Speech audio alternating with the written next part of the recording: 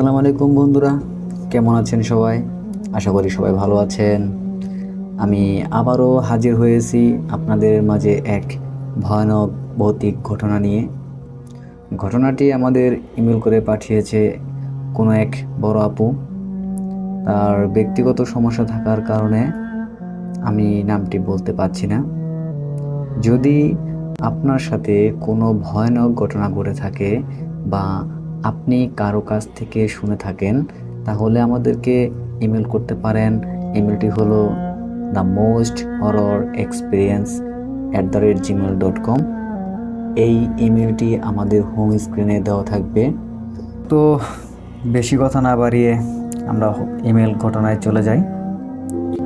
ঘটনাটাই হচ্ছে এরকম যে আমি ইন্টার ফার্স্ট ইয়ারে পড়াশোনা করি। আমি আগেই ক্ষমা চেয়ে নিচ্ছি কলেজের সমস্যা হওয়ার সম্ভাবনার জন্য। আমি কলেজের নামটি প্রকাশ করতে পারছি না। আমি সেই কলেজের হোস্টেলে থেকে পড়াশোনা করি। হোস্টেলটি বাহির থেকে দেখতে যেমন সুন্দর ছিল, তাতেও ঠিক একই রকম দেখতে সুন্দর, ভেতরেও সুন্দর ছিল। হোস্টেলের লাইটগুলো এমন ছিল দিন আর রাত সমান, বোঝা যায় না। আমি যতদিন ধরে হোস্টেলে আছি আমার কখনো মনে হয় নাই যে ভয়ানক কিছু ঘটবে। কারণ হোস্টেলের বাইরে যেমন অনেক আলোকিত লাইট আছে, ঠিক ভেতরেও আলোকিত লাইট আছে। যাই হোক, আমি মূল ঘটনায় চলে যাই। যারা হোস্টেলে থাকেন বা থাকছেন তারা অবশ্যই জানেন প্রতিটা রুমে 4 থেকে 5 জন করে গ্রুপ করে দেওয়া হয়। তো আমাদের রুমে আমরা 5 জন একসাথে থাকি।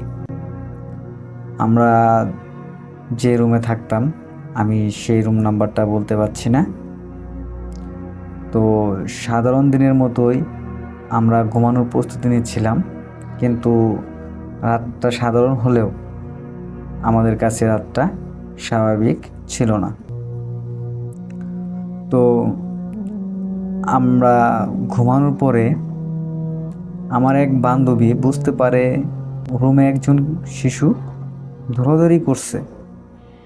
কখনো রুমের এক পাশে দৌড়াচ্ছে, আবার কখনো বিছানায় লাফাচ্ছে। বিষয়টা উড়িয়ে দেওয়ার চেষ্টা করি। আসল ঘটনা ঘটে তার পরের দিন।